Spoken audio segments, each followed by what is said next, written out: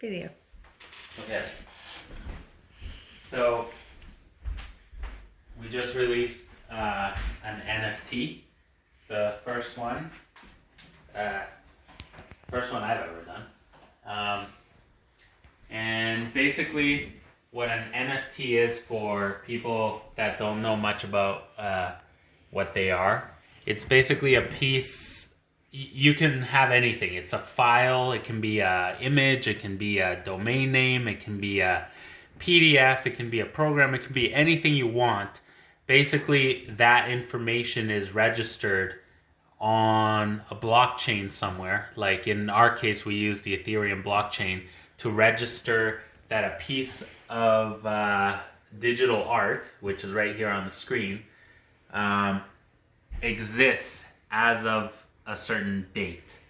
So I registered it on the blockchain and made 100 copies, 100 digital copies. And those 100 digital copies can be traded and sold and resold and resold and owned by all different people off into the future. And a lot of people don't understand, though. They're going like, well, who cares? I can just make a copy of this without needing for it to be on the blockchain.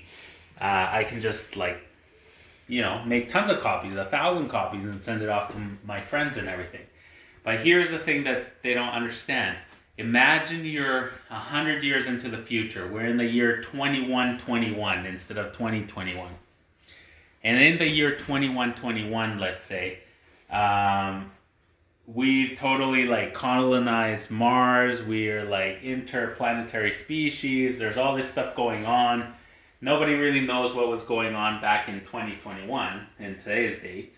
And imagine somebody says, hey, here's a piece of artwork that was made back in 2021, and it's famous. Let's say it's a piece of art that shows people colonizing Mars. There's a lot of memes and stuff on the internet showing Elon Musk colonizing Mars and all this stuff, and then your friend's like, no way, there's no way people were thinking about colonizing Mars back in 2021, and he's like, no dude, there's a piece of artwork that I have that proves that they were doing it back then. And then they show you an NFT of people colonizing Mars, and you can check on the blockchain a mathematical proof that it was done today, now.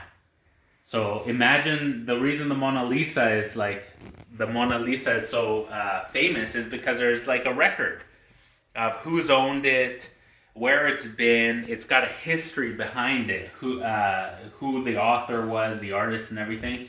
And these histories have been done by humans. People have been passing the information down from person to person to person, and we've been trusting that information has been accurate. But with NFTs, it's on a blockchain.